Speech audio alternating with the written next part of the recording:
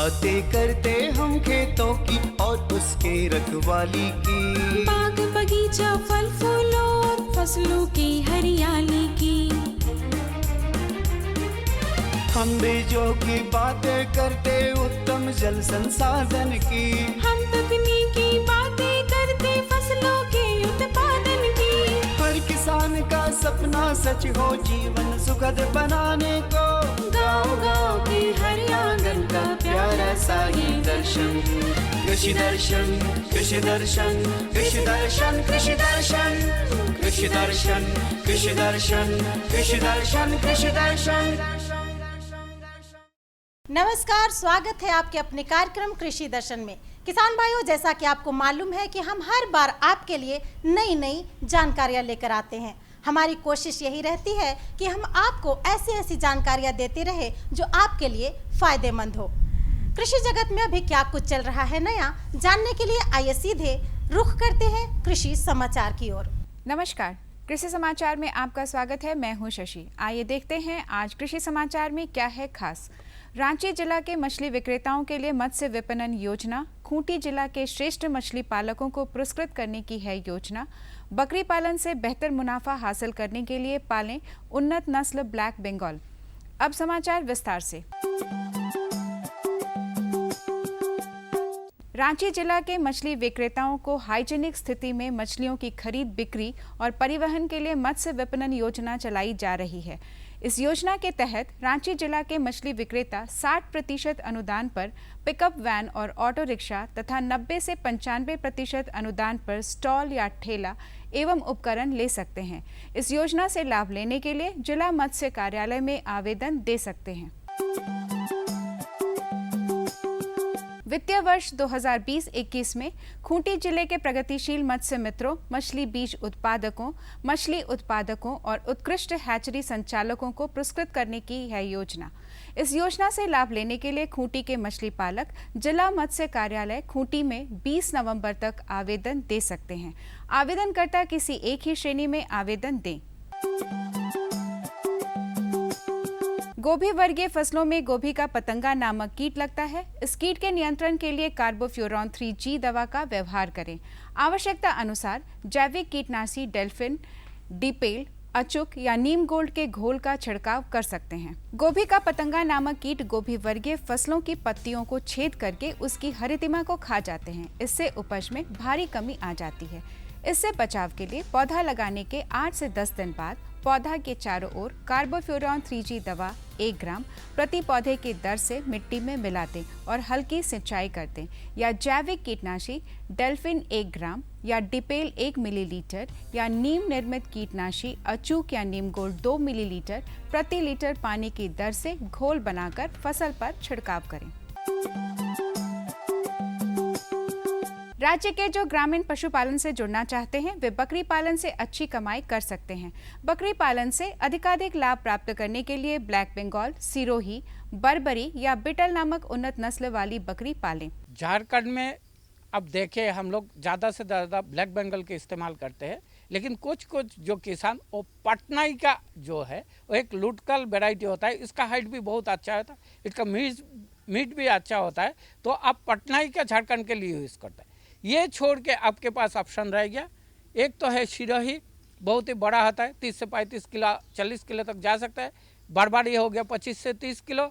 और बीटल जो गोट है ये उत्तर प्रदेश में खास तौर पे पाया जाता है और इसको आप इस्तेमाल कर सकते हैं। तो हमारे झारखंड के लिए हो गया आपका एक तो बीटल, दूसरा बरबारी, तीसरा सिरोही और पटनाई का। और आप चाहे तो एक जमुनापुरी भी बहुत बढ़िया होता है, लेकिन उससे ज़्यादा से ज़्यादा दूध मिलता है, कम से कम 1 लीटर का दूध तो आपको मिलेगा ही मिलेगा। तो ये 4-5 जो नस्ल है ये हमारे झारखंड के लिए बहुत ही उपयोगी है और आप इसको इस्तेमाल करें। राज्य के जो किसान ऊपरी जमीन में सब्जी, दलहन या किसी और फसल की खेती कर रहे हैं वे निकौनी का काम करने के लिए कृषि उपकरण व्हील हो की मदद ले सकते हैं। व्हील हो की कार्य क्षमता 18 से 20 डेसिमल प्रतिदिन है। आज हम जानेंगे गोभी वर्गीय फसलों में हीरा पृष्ठक कीट के रोकथाम के उपाय के बारे में। फूल गोभी या पत्ता गोभी फसल में हीरा पृष्ठक कीट के रोकथाम के लिए 3 प्रकाश ट्रैप प्रति एकड़ की दर से लगाएं। इसके लिए 1 एकड़ खेत में 3 अलग-अलग स्थानों पर बाल्टी में पानी भरकर रखें और उसके ऊपर बल्ब जला दें। इससे 3-4 दिनों में अधिकांश वयस्क कीट मर जाएंगे। अब बारी है एक सफल किसान से मिलने की, तो आइए चलते हैं किसान के गाँव। ऐसे पिताजी सब मकई लगाते थे, घोड़ा धान लगाते थे, मड़ुआ घुंधली यही सब लगाते थे। आजकल हम लोग 12 मास टमाटर बैगन ये सब लगाते हैं। और पहले पिताजी सब सीजन में लगाता था, आजकल 12 मास लगाता है। और अब एक नजर राज्य के 5 प्रमुख शहरों के मौसम के मिजाज पर। आज राज्य के 5 प्रमुख नगरों के अधिकतम और न्यूनतम तापमान कुछ इस प्रकार दर्ज किए गए। रांची का अधिकतम तापमान 28 डिग्री सेल्सियस और न्यूनतम 12 डिग्री सेल्सियस।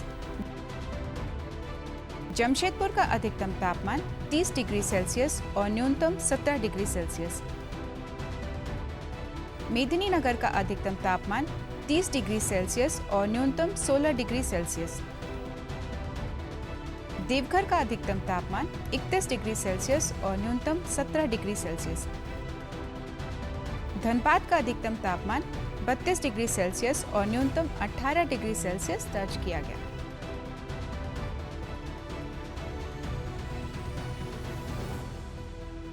कृषि समाचार में आज इतना ही। अगले दिन अगले अंक में फिर मुलाकात होगी कुछ ताज़ा तरीन खबरों के साथ। तब तक के लिए दीजिए इजाजत।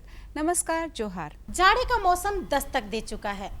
हमारे बहुत सारे ऐसे किसान भाई हैं जो कृषि कार्य के साथ साथ पशुपालन भी करते हैं। जो किसान भाई पशुपालन करते हैं, खासकर जो किसान भाई सुकर पालन करते हैं, उनके लिए ये जानकारी बहुत लाभकारी है। सुकर पालन करने वाले किसान भाई अपने सुकरों का रख रखाव कैसे करें, उनकी आवास व्यवस्था कैसी होनी चाहिए, खाने पीने की क्या व्यवस्था होनी चाहिए, इन तमाम बातों की जानकारी लेने के लिए आइए सीधे हम चलते हैं विशेषज्ञ के पास और दिखाते हैं ये फीचर। अब हवाओं में ठंड का सिहरन महसूस होने लगा है। इस समय स्वयं के साथ साथ पालतू पशुओं के स्वास्थ्य पर विशेष ध्यान देने की आवश्यकता पड़ती है। आहार और आवास में थोड़ा बहुत परिवर्तन कर उन्हें स्वस्थ रखा जा सकता है। हालांकि सुकरों में अन्य पशुओं की तुलना में ज्यादा सहन शक्ति होती है, फिर भी इस समय उनके आवास में थोड़ा बहुत परिवर्तन कर उन्हें सुरक्षित रखा जा सकता है। पशुपालक है, खास करके जो सुकर पालते हैं, उनके लिए आजकल फिलहाल के दिनों में सुकर पालन एक लाभदायक व्यवसाय सिद्ध हुआ है। लेकिन अगर देखा जाए, जो सुकर पालते हैं वो 3-4 चीज़ों का मुख्य रूप से ध्यान देना चाहिए, जैसे कि आवास व्यवस्था है, आहार प्रबंधन है और रोग प्रबंधन है। लेकिन अगर जाड़े के दिनों में देखा जाए, जो सुकर पालक हैं उनको मुख्य रूप से आवास व्यवस्था में विशेष ध्यान देना चाहिए, जिससे कि वो अत्यधिक लाभ कमा सके।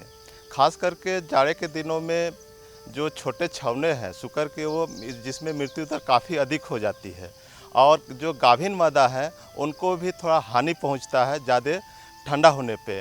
तो जो सुकर पालक किसान है, जैसे जैसे सर्दी की मौसम आएगी और पारा का नीचे गिरना और उनको अत्यधिक नुकसान का सामना करना पड़ सकता है, तो इन हालातों में आवास प्रबंधन पर विशेष ध्यान देना चाहिए। सुकरों के बिछावन में परिवर्तन करें, फर्श पर ढलान रखें और आवास में रेल गार्ड लगाएं ताकि छौने सुरक्षित रहें। सुकर आवास और आसपास सफाई रखें। मलमूत्र के समुचित निष्कासन के लिए नाली बनाएं।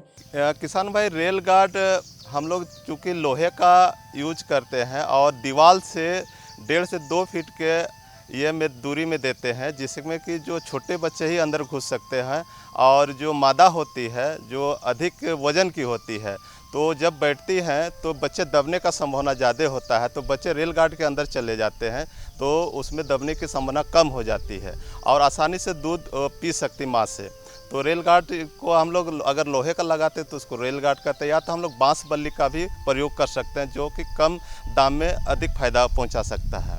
साथ ही आवास प्रबंधन में आपको ध्यान देना है, खास करके सर्दी के मौसम में उसका बिछावन तैयार करना पड़ेगा। बिछावन के लिए धान का पुआल, गेहूं का पुआल या तो सूखी घास का प्रयोग करना चाहिए, और बिछावन कम से कम 5 से 6 इंच मोटी होनी चाहिए। और देहात के क्षेत्रों में पुआल का प्रयोग करते हैं, और प्रयोग में लाने वाले पुआल को प्रतिदिन बदल देना चाहिए। अगर संभावना नहीं है बदलने की तो उसको प्रतिदिन धूप में रखना चाहिए, जिससे कि फिर से सूख जाए और उसको दोबारा प्रयोग में लाया जा सकता है। सुकरों को इस समय अतिरिक्त ऊर्जा प्रदान करने के लिए दाना मिश्रण, लवण एवं फास्फोरस अतिरिक्त मात्रा में उपलब्ध कराएं। पीने के लिए स्वच्छ और हल्का गर्म पानी दें। किसान भाई, आपको जाड़े और सर्दी के मौसम में 3 तरह का प्रबंधन में ध्यान देना है। एक आवास प्रबंधन, आहार प्रबंधन और रोग प्रबंधन पे ध्यान देना है। जैसे कि अभी हम लोग आवास प्रबंधन पे चर्चा की, लेकिन साथ ही जो ठंडे के दिनों में उनको जूट का बोरा से ओढ़ाना चाहिए, ढकना चाहिए, जिससे कि ठंडा ना लगे। और आवास के आसपास कोहरा या धुएं का जो प्रकोप होता है उसे बचाना चाहिए। और अंदर में जो ठंडे के दिनों में आवास में खास करके अंगीठी या बुखारी का प्रयोग करना चाहिए, लेकिन बेडिंग मटेरियल से थोड़ा सा दूर हटा के उसको रखना चाहिए। साथ ही खाने में जो आहार प्रबंधन में एनर्जी का बहुत ज़्यादा ज़रूरत पड़ेगा, ऊर्जा का ज़्यादा ज़रूरत पड़ता है, तो इसमें खास करके खल्ली का प्रयोग ज़्यादा करना चाहिए। कम से कम 32 से 35% खल्ली का प्रयोग करना चाहिए और अनाज को 40% रखें। खनिज लवण का इसमें ज़्यादा से ज़्यादा प्रयोग करें, कम से कम 2% इसमें खनिज लवण मिलाएं। और ख़ास करके फास्फोरस का मिलाना इसमें महत्वपूर्ण रखा जाता है, जिससे कि आसानी से जो प्रजनन क्षमता है वो बना रहता है। स्वाइन फीवर सुकरों में होने वाली एक खतरनाक बीमारी है। इसके अलावा खुरहा चपका की बीमारी की भी इस समय संभावना बनी रहती है। इससे बचाव के लिए समय पर सुकरों का टीकाकरण करवाएं। खास करके सुकरी में अगर देखे जाड़े के मौसम में तो स्वाइन फ्लू, जो स्वाइन फीवर के नाम से हम लोग जानते हैं, उसका प्रकोप ज़्यादा हो जाता है। उसको टीकाकरण से आसानी से छुटकारा प्राप्त किया जा सकता है। उसके अलावे FMD जो खुरहा चपका रोग होता है, इसका भी प्रकोप बढ़ जाता है। इसके अलावा आप देखेंगे कि अफरा रोग इसमें काफ़ी हो जाता है। ठंडे के दिनों में कभी कभी जो बचे हुए खाना खिला देते हैं तो उसमें अफरा रोग होने का ज़्यादा चांस होता है। लेकिन किसान भाई, आप ये ध्यान दें, जो भी हम लोग खाना दें या तो फीड दें, उसको लीक वाटर मतलब सुसुम पानी से मिला के उसको खाना दें तो ज़्यादा अच्छा है। और पानी जो पीने का दें उसमें सुसुम पानी पिलाने के लिए व्यवस्था करनी चाहिए। अगर ये व्यवस्था ना हो तो ताज़े जो चापानल का पानी, ताज़ा पानी है, उसको प्रयोग में लाएं, या तो जो बोरिंग वाटर है जो ताज़ा है उसको प्रयोग में लाना चाहिए, जिससे कि ठंड से बचाव हो सके। सुकर पालन एक लाभदायक व्यवसाय है। बदलते मौसम के साथ आहार और आवास में थोड़ा परिवर्तन कर सुकर पालक सुकर छौनों और गाभीन सुकरियों को ज्यादा सुरक्षित रख सकते हैं। अभी हम आपको जानकारी देंगे कि दुधारू पशुओं की देखभाल आप ठंड के मौसम में कैसे करें। जो किसान भाई पशुपालन करते हैं, ठंड के मौसम में दुधारू पशुओं की देखभाल करने की आवश्यकता उन्हें बढ़ जाती है, क्योंकि ठंड के मौसम में जिस तरह से हम परेशान हो जाते हैं उसी तरह से हमारे पशुधन को भी परेशानी होती है और दुधारू पशुओं के दूध की बढ़ोतरी में कमी आ जाती है और ठंड की वजह से हमारे पशुधन की मौत भी हो सकती है। तो किसान भाइयों, ठंडे के मौसम में आप दुधारू पशुओं की देखभाल कैसे करें, जानने के लिए आइए देखते हैं ये फीचर। बदलते मौसम के साथ साथ पशुओं की देखरेख में विशेष ध्यान देने की आवश्यकता होती है। ठंड दस्तक दे चुकी है और इस समय दुधारू पशुओं को सुरक्षित रखने के लिए विशेष आहार एवं आवास प्रबंधन के साथ साथ रोगों से बचाव के लिए भी खास प्रबंधन की आवश्यकता होती है। पहला है कि उनकी आवास व्यवस्था, आवास प्रबंधन पर, दूसरा उनका संतुलित आहार प्रबंधन और तीसरा रोग प्रबंधन पर विशेष ध्यान देना चाहिए। खास करके अगर हम लोग देखें कि आवास प्रबंधन किस तरह का हो तो उसमें ध्यान देने की जो बातें हैं, उसमें आवास में रोशनदान होना चाहिए और वेंटिलेशन ऐसा होना चाहिए कि समुचित हवा का प्रभाव होना चाहिए। साथ ही उसका जो बेडिंग मटेरियल है उसको ध्यान देना चाहिए। बेडिंग मटेरियल खास करके पुआल का होना चाहिए जो कम लागत में होती है। उसके अलावा आप गेहूं का पुआल को प्रयोग में ला सकते हैं, या तो है जिसको हम लोग सूखी घास कहते हैं, सूखी घास का भी प्रयोग कर सकते हैं। लेकिन अगर आप और अच्छा तरीके से करना चाहते हैं तो मेट्रेस का प्रयोग कर सकते हैं। मेट्रेस में भी खास करके रबड़ मेट्रेस का अगर प्रयोग करते हैं तब उसका लाभ अधिक प्राप्त होता है। और अगर पुआल का प्रयोग कर रहे हैं तो उसको कम से कम 6 इंच मोटाई होना चाहिए और उसको प्रतिदिन बदल देना चाहिए। अगर बदलने की व्यवस्था ना हो प्रतिदिन तो जो प्रयोग में लाई गई पुआल है उसको धूप में दिखा देना चाहिए, धूप में ले आना चाहिए। अगर दिन भर उसको धूप में रख देते हैं और शाम में फिर बिछावन के रूप में प्रयोग करते हैं तो सर्दी के मौसम में उनको जो सुषमा मिलना चाहिए दुधारू गाय को वो आसानी से मिल जाता है। अच्छा पशु आवास वही होता है जो साफ सुथरी और हवादार हो, साथ ही उसमें सूर्य की किरणें समुचित रूप से पड़े। इसके लिए पशु आवास की दिशा उत्तर पूर्व की ओर हो, फर्श कंक्रीट हो तथा उसमें ढलान हो ताकि पशु आवास सूखा हो। गौशाला का निर्माण जब कर रहे हैं तो उसमें ध्यान रखना चाहिए कि किस दिशा में गौशाला का निर्माण करना चाहिए। खास करके उत्तर पूर्व की दिशा में प्रयोग करना चाहिए जिससे कि हवा का प्रभाव आसानी से हो सके और साथ ही सूर्य का किरण उसमें गौशाला में पड़ना चाहिए। अगर गौशाला में सूर्य का किरण पड़े तो ही समझ जाना चाहिए कि जो रोग से लड़ने की क्षमता उसमें बढ़ जाती है, गौशाला में रोग प्रतिरोधक क्षमता बढ़ जाती है और जर्मिसाइड का जो इफेक्ट है, पेस्टिसाइड जर्मिसाइड का जो उसमें प्रकोप होता है वो नहीं हो पाता है। ठंड के मौसम में दुधारू पशुओं को ज्यादा ऊर्जा की जरूरत होती है। इसके लिए प्रतिदिन दिए जाने वाले दाना मिश्रण से तकरीबन 1 किलो ज्यादा दाना मिश्रण दें। भोजन में अनाज, सरसों या बादाम की खली, चोकर, खनिज लवण और कैल्शियम की एक निश्चित मात्रा हो। खास करके सर्दी के मौसम में दुधारू पशुओं को ऊर्जा की मात्रा अधिक बढ़ा देना चाहिए। साथ ही जो हम लोग दाना मिश्रण देते हैं, जो प्रतिदिन प्रयोग करते हैं, उसके अलावे 1 केजी दाना अलग से देना चाहिए जिससे कि उसका जो शारीरिक मेटाबॉलिज्म है, चाहे शारीरिक प्रक्रिया है, उसको आसानी से मेकअप कर सकता है। इसके लिए आप 3-4 चीज़ों पे ध्यान दें। खास करके कम से कम 17 से 18% फाइबर वाली राशन देना जरूरी है जिससे कि उसका ऊर्जा की क्षमता बढ़ा रहे। इसके अलावा अनाज जो हम लोग दाना मिश्रण में अनाज मिलाएंगे वो 40% मिलाएंगे। इसके साथ ही खल्ली का मात्रा हम लोग बढ़ा देंगे और जो तेल युक्त होगा जैसे सरसों का खल्ली, बादाम खल्ली, ये सब देने से उसको ऊर्जा ज़्यादा मिलेगा और इसको हम लोग 32% मिलाएंगे। इसके अलावा चोकर भी हम लोग 25% तक देंगे।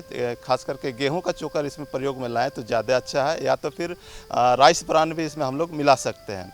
इसके अलावा खनिज लवण का मिलाना बहुत ज़रूरी होगा। खनिज लवण हम लोग 2% तक बढ़ाएंगे और इसमें कैल्शियम और फास्फोरस का देना बहुत ज़रूरी होगा जिससे कि जो सर्दी के मौसम में ऊर्जा का संचारित होता है इसमें बना रहेगा। और इसके साथ ही नमक का मिश्रण करना चाहिए। नमक मिश्रण हम लोग 1% तक देंगे जिससे कि जो ठंड के दिनों में अन्य तरह का जो शारीरिक बीमारी है उससे हम लोग बचाव कर सकते हैं। ठंड के मौसम में दुधारू पशुओं में खुरहा चपका की बीमारी हो सकती है। इससे बचाव के लिए सही समय पर टीकाकरण कराएं। अगर दुधारू गाय को जो पशुपालक रख रहे हैं तो उसमें 2-3 चीज़ों का ध्यान देना चाहिए। जैसे रोग प्रबंधन में, खास करके रोग प्रबंधन में अभी के समय में खुरहा चपका का रोग प्रकोप में आ जाता है तो इससे बचाव के लिए टीकाकरण कर दें, ऊर्जा युक्त राशन दें और ठंडा से बचाव के लिए धुआं और कोहरे से बचाव करना चाहिए और उनके शरीर में कंबल और ये जूट का डाल देना चाहिए। और गौशाला में रात के समय में दरवाजा और खिड़की में जूट का बोरा या तब पुआल का टाट बना के जो बनाते हैं वो उसमें डाल देना चाहिए। आहार, आवास और रोगों से बचाव का प्रबंधन अगर सही समय पर कर लिया जाए तो भीषण ठंड के प्रकोप से दुधारू पशुओं को बचाया जा सकता है। अब वक्त हो चला है आपसे विदा लेने का, लेकिन जाते जाते किसान भाइयों हम आपको बता दें कि अगर आप खेत में भी काम कर रहे हो और आपको अगर कोई जानकारी चाहिए तो आजकल हर किसानों के पास स्मार्टफोन होता है। आप तुरंत अपने फ़ोन उठाइए और फेसबुक, यूट्यूब और ट्विटर के माध्यम से हमसे जुड़ सकते हैं। बस आपको कुछ नहीं करना है, कृषि दर्शन रांची टाइप करना है और हर दिन का एपिसोड आपके सामने होगा। और अगर पत्र के माध्यम से हमसे जुड़ना चाहते हैं तो जल्दी से हमारा पता नोट कर लीजिए। हमारा पता है कार्यक्रम कृषि दर्शन, कृषि प्रकोष्ठ द्वारा केंद्र निदेशक, दूरदर्शन केंद्र, रातू रोड, रांची। पिन संख्या है 834001। तो इसी तरह से हमारा कार्यक्रम देखते रहिए और कृषि के संबंध में कोई भी अगर आपको दिक्कत होती है तो आप हमें बेहिचक लिख डालिए। फिर मिलेंगे, तब तक के लिए कृषि दर्शन की पूरी टीम के साथ मुझे दीजिए इजाजत। नमस्कार, जोहार।